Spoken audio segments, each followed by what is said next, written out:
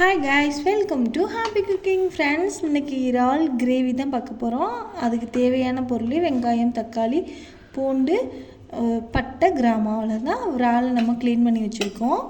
இப்போ நம்ம மிக்ஸி ஜாரில் போட்டு தக்காளியை நம்ம அரைச்சி வச்சுருவோம். ஏன்னு கேட்டால் பசங்க தக்காளி நம்ம வதக்கி கொடுத்தாலுமே அவங்க எடுத்து போட்டுறாப்புல. அதே மாதிரி வெங்காயத்தையும் இப்படி பண்ணுறாப்புல. நம்ம இந்த மாதிரி ஸ்பைனாக அரைச்சிட்டோம்னா நம்ம எப்பயுமே அது உணவில் சேர்ந்துடும், அதையும் சாப்பிட்ருவாப்புல. இது எடுத்து போட மாட்டாங்கல்ல தனியாக. அதே மாதிரி பட்டை, கிராமையும் சேர்த்து அரைச்சிக்கிடுவோம் ஃப்ரெண்ட்ஸ். இதெல்லாம் நல்லது, ஆனால் குழந்தைகள் சொன்னால் புரிஞ்சிக்கிற மாட்டாங்க. நம்ம இது இந்த மாதிரி கிரேவி தானே பண்ண போகிறோம். இந்த மாதிரி பண்ணால் நம்மளுக்கு கொஞ்சம் ஈஸியாக இருக்கும் வேலை. அப்புறம் கடாயில் எண்ணெயை காய வச்சுட்டு நம்ம வெங்காயம் போட்டு முதல்ல தாளிச்சிடுவோம். ஓகேவா ஃப்ரெண்ட்ஸ்? முதல்ல நம்ம வெங்காயத்தை அந்த வெங்காயம் வாசனை, பச்சை வாசனை போகிற அளவு நம்ம வதக்கணும். ப்ரௌன் கலரில் வரணும். அந்த மாதிரி நம்ம நல்லா வதக்கிக்கிறணும் ஃப்ரெண்ட்ஸ்.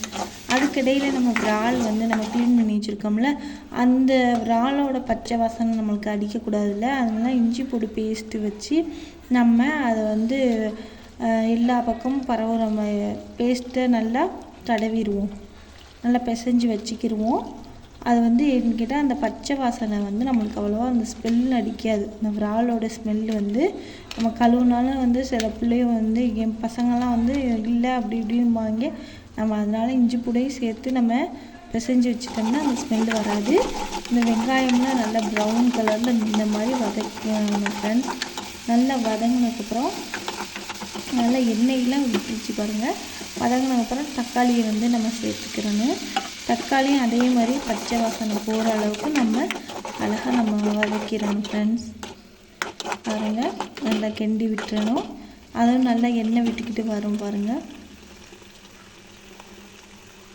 இந்த மாதிரி ஸ்டேஜில் நம்ம அடுத்தது பூண்டு நம்ம குட்டி குட்டியாக நறுக்கி வச்சுருந்தோம்னா ஃப்ரெண்ட்ஸ், அந்த பூண்டை நம்ம ஆட் பண்ணிக்கிறணும். ஏன்னு கேட்டால் நம்ம இறால் வாயு, அதனால் இஞ்சி பூண்டு பேஸ்ட்டு நம்ம இறால்லையுமே நம்ம சேர்த்தாலுமே நம்ம பூண்டு தனியாக போடுறது நல்லது. ஏன்னு கேட்டால் பசங்களுக்கு திடீர்னு வயிற்ற வலிக்கும். ஏன்னா ஹெவி தானே வாயுவோ. அதனால் இது மட்டும் இல்லை, கனவாவும் இந்த மாதிரி கனவா இறால்லாம் கொஞ்சம் வாயு வைட்டும் ஃப்ரெண்ட்ஸ். அடுத்தது மசாலா போடுவோம். காஞ்ச மிளகாத்தூள், கொஞ்சம் மஞ்சத்தூள், அப்புறம் சீரகத்தூள், வீட்டு மசாலா கொஞ்சம் போட்டுக்கிடுவோம். வீட்டு மசாலாலாம் சேர்த்துக்கிடுவோம் ஃப்ரெண்ட்ஸ். சேர்த்துக்கிட்டு அடுத்தது நம்ம தேவையான அளவு உப்பு போட்டுக்கிடுவோம். கிரேவிக்கு நான் கொஞ்சமாக தான் ஃப்ரெண்ட்ஸ் உப்பு போடுறேன், பார்த்தாலும் உங்களுக்கு தெரியும். ஏன்னு கேட்டால் இறால் கழுவும் போதே நம்ம உப்பு போட்டு நல்லா க்ளீன் பண்ணுவோம். அதில் அந்த உப்பு சத்து இறாலில் இருக்கும் ஃப்ரெண்ட்ஸ். நம்ம எவ்வளோ நல்லா இறாலை கழுவிட்டாலுமே அந்த உப்புச்சத்து இருக்குது. அதனால் நம்ம கிரேவியில் கம்மியாக போடுறது நல்லது.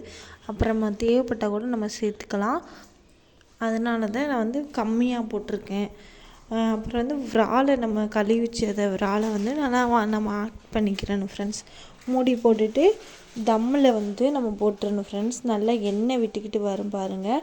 அப்போ தான் நம்ம எடுக்கணும். அதுலேயும் இப்போ கொஞ்சம் தண்ணியாக இருக்குது, இன்னும் கொஞ்சம் வற்றட்டும். இறாலுமே தண்ணி விடும். நம்ம வேற தண்ணி கொஞ்சம் ஆட் பண்ணோம். அதனால கொஞ்சம் தண்ணியாக தான் இருக்குது. நம்ம கிரேவியாக தானே பண்ண போகிறோம். அதனால் கொஞ்சம் கிரேவி ஆகட்டும், இன்னும் கொஞ்சம் வற்றட்டும் ஃப்ரெண்ட்ஸ். வற்றினோடனே நம்ம இறக்கி சேவ் பண்ணிடலாம்.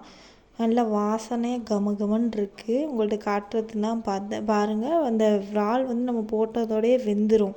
அது ஒரு 2 நிமிஷம், ஒரு மேக்ஸிமம் ஒரு 5 நிமிஷம் தான். நல்லா பாருங்கள் வற்றிருச்சு ஃப்ரெண்ட்ஸ். நல்லா வற்றினோடனே நம்ம கொத்தமல்லி நம்ம போட்டுக்கலாம்.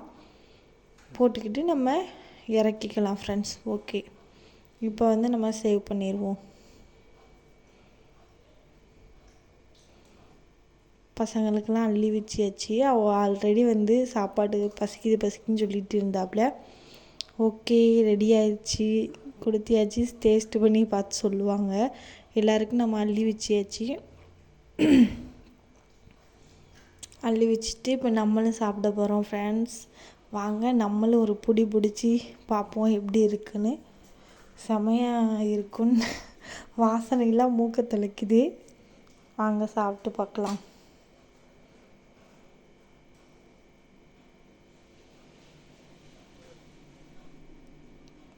பார்த்தீங்களா ஃப்ரெண்ட்ஸ், வெள்ளைப்பூடோடு நம்ம சேர்த்து சாப்பிடும்போது நல்லது உடம்புக்கு. நல்லா கிரேவி ஆயிடுச்சு என் ஃப்ரெண்ட்ஸ். எதையுமே நம்ம ஊற்ற தேவையில்லை. இதில் வந்து புளியானமோ அதோ நம்ம எதுவுமே சேர்க்க தேவையில்லை. நம்ம வெறும் கிரேவியை வச்சுக்கிட்டே வெறும் சோறில் நம்ம அடித்து இது பண்ணிடலாம். செம்ம சூப்பராக இருக்குது. பார்த்தாலே கொஞ்சம் சூடாக இருக்குது, அதுதான் கையில் பிடிக்க முடியல. செம்ம சூப்பராகவும் அட்டகாசமாக இருக்குது ஃப்ரெண்ட்ஸ். வாவ், செம்ம சூப்பராக இருக்குது, நல்ல டேஸ்ட்டாக இருக்குது. உப்பு லெவல்லாம் ஒரே லெவல், கூடவும் இல்லை குறையும் இல்லை. ஓகே ஃப்ரெண்ட்ஸ், இந்த வீடியோ பிடிச்சிருந்தால் லைக் பண்ணுங்கள், ஷேர் பண்ணுங்கள், கமெண்ட் பண்ணுங்கள், சப்ஸ்கிரைப் பண்ணுங்கள்.